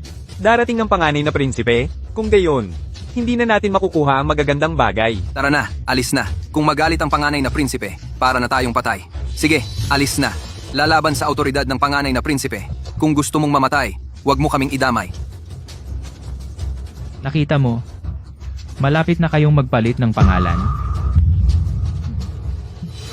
5 taon na ang nakalipas, isang masamang puwersa ang sumalakay sa atin. Nagbayad ako ng malaking halaga upang malutas ang krisis. Ngayon, hindi sila pinalayas. Sa halip, itinuring silang panauhing pandangal. Nagmamalaki sa paligid. Sa loob ng 5 taon na ito. Ano ba talaga ang nangyari? Marami pa rin ang hindi umaalis. Wala pa ang prinsipe. Maghintay pa tayo ng kaunti. Magsisimula na ang subasta. Una, ang unang item natin. Isang florera ng Yuan Dynasty na asul at puti. Ang starting bid ay 3 milyon. Sino ang mag-aakala na ang unang item ay napakabihirang kayamanan? 3.2 milyon. 4 na milyon. 8 milyon. Ian Lee, anong ginagawa mo dito? Qi Wenchuan? Hindi ko talaga inaasahan na naging wang ka. Anong masama sa pagiging wang? Sa mundong ito, ang may kapangyarihan ang naguutos. Wala kayong dalawa. Tumahimik. 8 milyon, isang beses.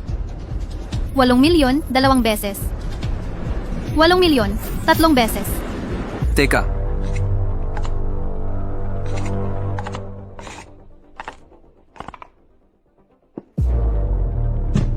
bid ko?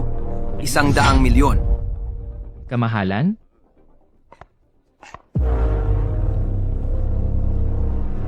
Maganda nga ang florera mo. Dadalhin ko para sa aking mga alipin na gamitin bilang arinola. Bagay na bagay. Kamahalan, tama kayo. Ang maging arinola ninyo ay kanilang karangalan. Maliit na bansa, ba't kayo nagiging bastos? Langgam, sabi ko sa inyo, ngayon ay magbabayad ako ng 10 beses para ma-auction ang lahat ng kayamanan dito. Ang buong lugar na ito ay akin. Kukunin ko lahat. Ano, karapat dapat ba siya? Sa kanya na ganito, kukunin lahat. Bilisan mo at ibagsak ang martilyo. 100 milyon. 500 milyon. 500 milyon. 500 milyon. Ji Wushuang, baliw ka ba? Paano mo kayang hamunin ang ating unang prinsipe? Patas na kompetisyon sa auction. Ang pinakamataas na bidder ang panalo. Paano naging hamon iyon? May isang lumang kasabihan. Ang marunong sumabay sa panahon ay matalino. Ikaw, isang babae lang, naglakas loob na hamunin ako? Sobra ka naman magtiwala sa sarili mo. Sabihin ko sa iyo, basta gusto ko. 32, walang hindi ko makukuha. Ang mga sumasalungat sa akin, isa lang ang salita. At iyon ay...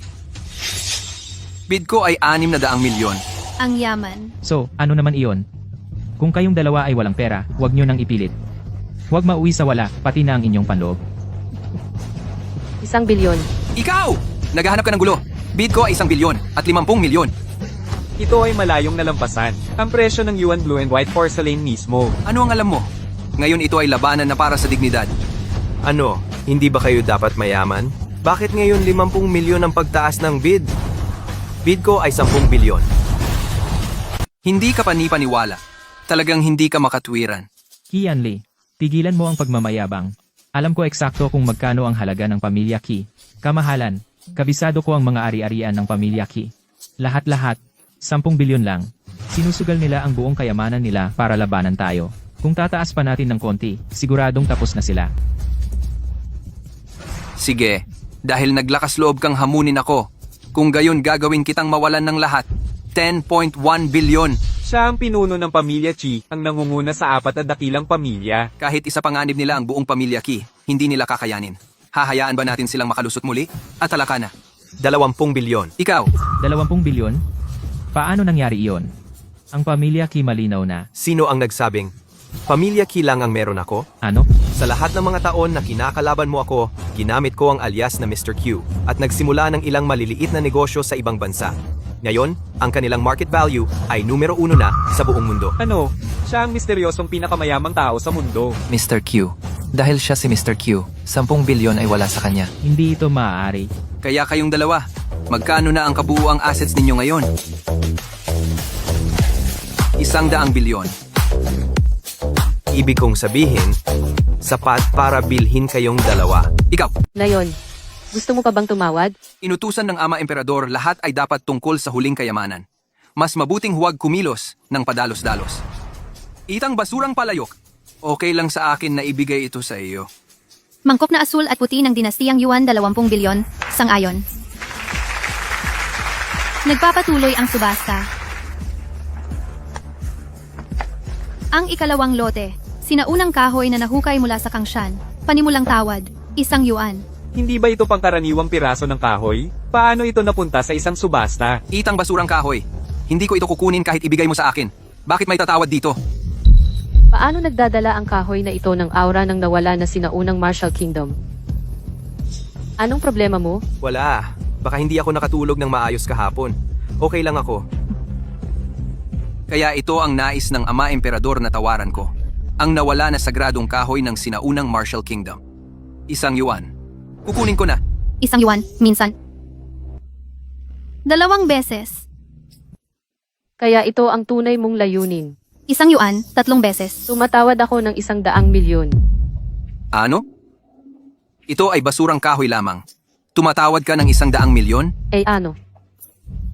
Hindi banggitin ang basurang kahoy. Kahit ano pa mang iba, hindi mo ito madadala. Kanina lang, pinakawalan kita ng madali. Akala mo ba madali akong target? Bibida ako. 10 bilyon.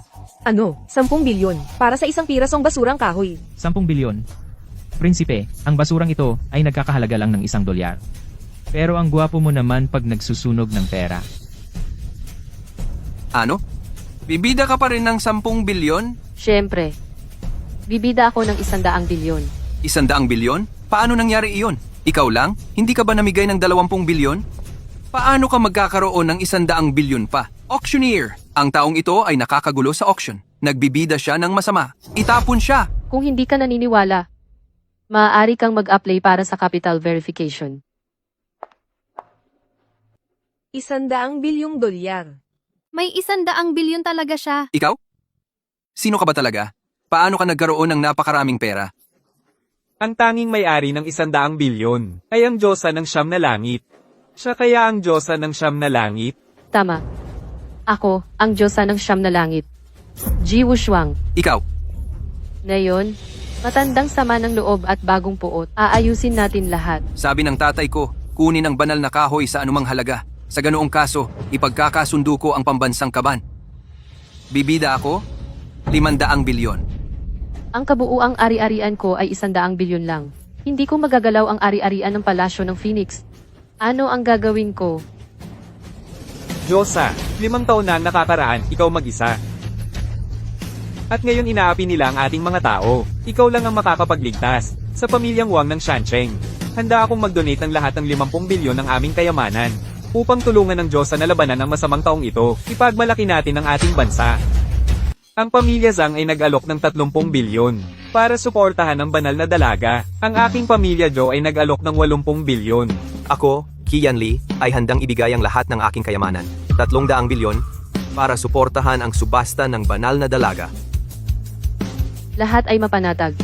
Hanggat nandito ako, Hindi sila makakakuha ng kahit anong kalamangan. Ang pagtutol sa amin ay magpapahirap sa buhay. Mayroon kaming 1,000 taon na pamana, nag-aalaga ng milyon-milyon.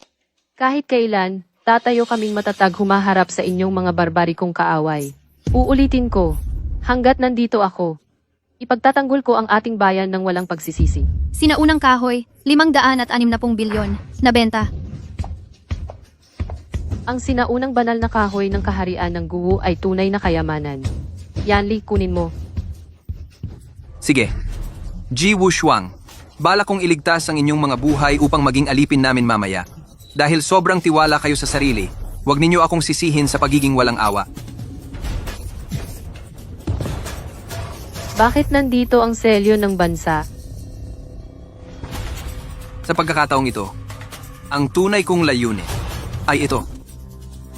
Hindi ba nasa kabisera ang selyo ng imperyo? Bakit nandito? Ji Wushuang, ang aming karunungan ay lampas sa iyong imahinasyon. Ang larong ito, sinimulan naming planuhing 5 taon na ang nakalipas. Ibig mong sabihin, 5 taon na ang nakalipas ay nagdulot kayo ng salot, sinaktan ang aming mga tao, para lang makuha ang selyo ng imperyo. Tama? Noong panahong iyon, isinakripisyo mo ang iyong sarili upang iligtas ang iba, pinigil ang paghihimagsik at ginulo ang aming mga plano. Itinago namin ang bagay dito. Ngayon ay hinog na ang panahon. Binabalik ko ang sa akin. Ang aming pambansang selyo, kailan ito naging sa iyo?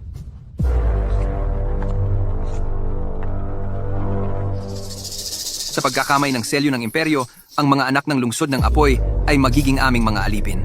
Sa mga henerasyon, Imposible. Hindi kami magiging alipin kailanman. narito ang pambansang selyo, ang kapal ng mukha mo, mga bantay, putulin ang ilang mga ulo agad.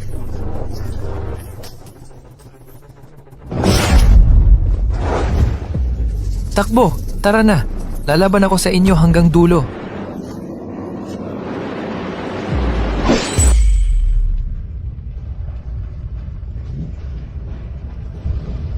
Sino ang maglakas loob na hawakan ang aking mga tao?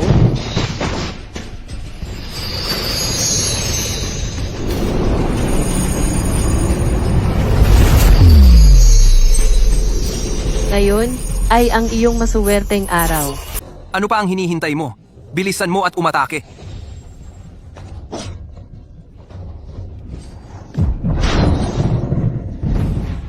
Ikaw, huwag kang lalapit sa akin. Ang mga umaalipusta sa akin ay parurusahan kahit gaano pa kalayo.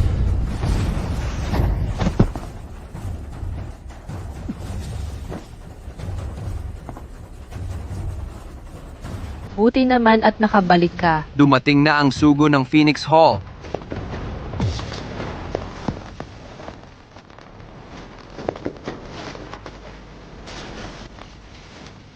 Patawarin mo ako. Huli ako para protektahan ka. Buti na lang at walang malubhang nangyari. Lahat ng miyembro ng Phoenix Hall, pakinggan ang utos ko. Bawat trader dito ay hindi dapat pakawalan. Kasama na ang trader na si Qi Wenchuan. Ang bagay tungkol sa selyo ng Xuanwu ay pinakamahalaga. Ako mismo ang magtatanong sa dakilang prinsipeng ito. Ikaw, bilisan mo pumunta sa kabisera at ibigay ang selyo sa hari. Diyosa, ang iyong mga utos ngayon ay walang silbi. Anong ibig mong sabihin? Phoenix Hall, pakinggan ang utos ko.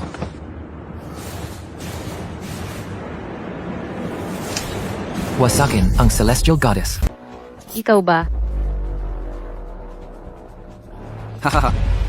Nagulat ka? 5 taon na ang nakalipas. Kaming mga Dongying pumasok sa Phoenix Palace. Ang iyong tagapagtanggol ay naging nasasakupan ko na. Xuanwu, noon sinabi mong poprotektahan ng walang pagsisisi, kahit hanggang kamatayan. Bakit mo ito ginagawa ngayon? Lahat sa Phoenix Palace ay nilason ng Dongying. Ang dakilang prinsipe lamang ang may antidote. Wala kaming pagpipilian. Sinabi ko sa iyo, huwag mong maliitin ang karunungan naming mga taga-Dongying. Upang magkaroon ng sitwasyong ito, ngayon lahat ito ay bahagi ng aming plano. Ngayon ay papatayin kita. Diretso sa palasyo at angkinin ang trono. Kayo mga taga-Dongying ay naghahanap ng gulo. Ji Wushuang, ikaw ay nag-iisa ngayon sa laban. Bakit hindi ka nalang sumuko? Kahit mag-isa ako, ano naman? Kung gusto mo akong kunin, kailangan mong lampasan ang aking bangkay. Si, atake!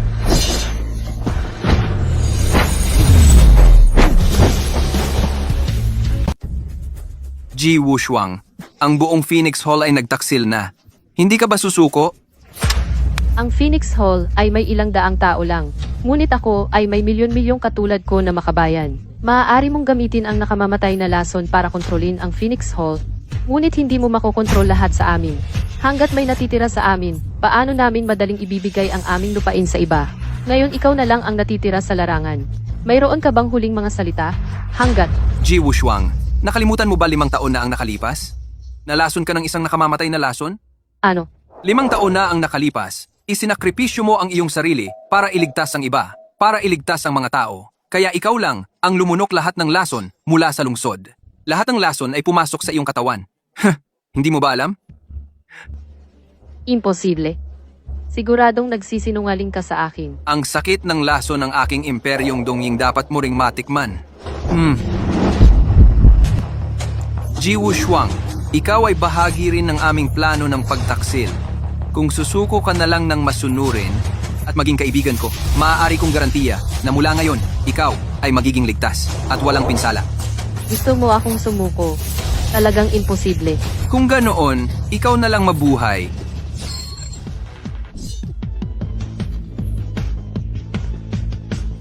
Wushuang, ilang beses mo na akong iniligtas, ngayong pagkakataon, ako naman ang magligtas sa iyo.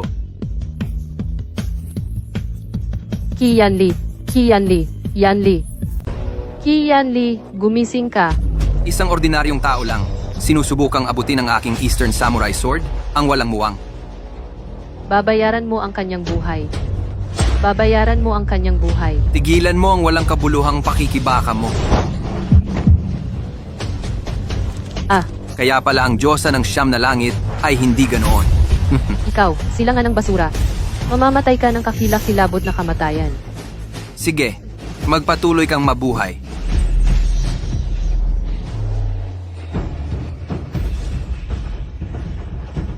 Yanli, Paano ka pabuhay? Imposible diyan. Ang isang ordinaryong tao, paano nila tatanggapin ang aking espada, samurai ng silangan? Yanli, okay ka lang? Huwag kang mag-alala, ako na ang bahala sa iba. Ito ay ang maalamat na espada mula sa sinaunang kaharian ng Mandirigma, ang espada Xuantian na makakapatay sa lahat. Sinasabi ng alamat, ang tanging angkan ng Maharlika ng sinaunang kaharian ng Mandirigma ang makagamit nito. Ngunit ang sinaunang kaharian ng Mandirigma, 20 taon na ang nakaraan, na winasak ng 8 bansa sa isang pinagsamang atake. Sa pagkakataong ito, ako ang huling dugo ng sinaunang kaharian ng Mandirigma. Salamat sa sinaunang banal na kahoy sa subasta. Ito ang nagpaalala sa akin ng lahat. Kayo mga taga-silangan ang unang dumambong sa sinaunang kaharian ng Mandirigma at pagkatapos ay nainggit sa akin. Ngayon, aayusin ko ang lahat ng samaan, luma at bago. Ang aking dakilang imperyo ng silangan ay nagplano ng hakbang-hakbang lahat para ngayon. Hindi ko kayang matalo ng ganyan na lang. Sige, subukan natin.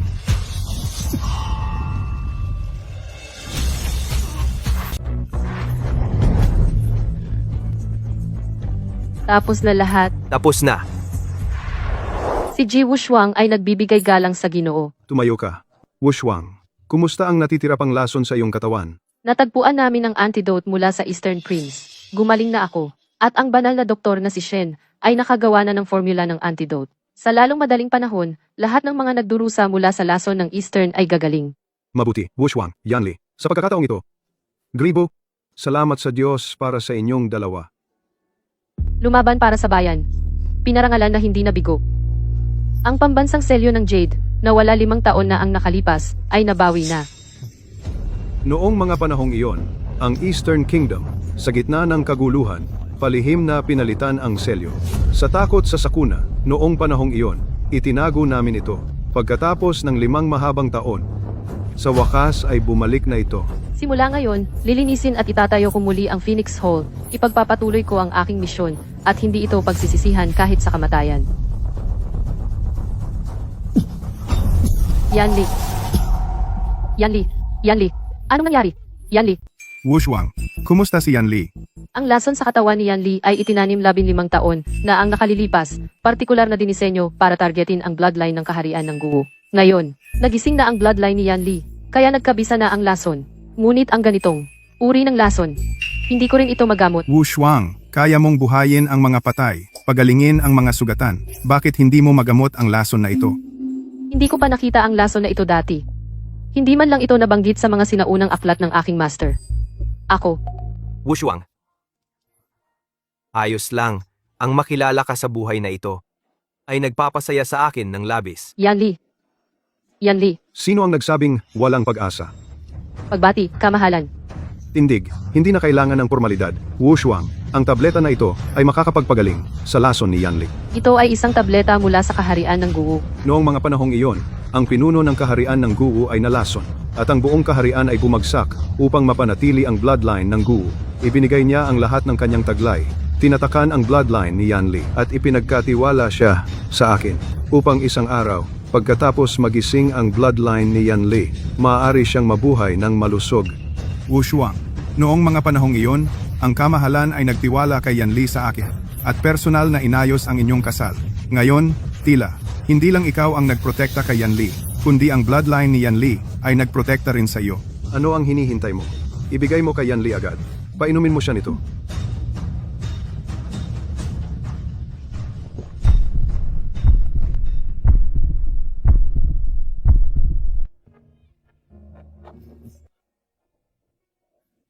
Yan Li, gising ka na.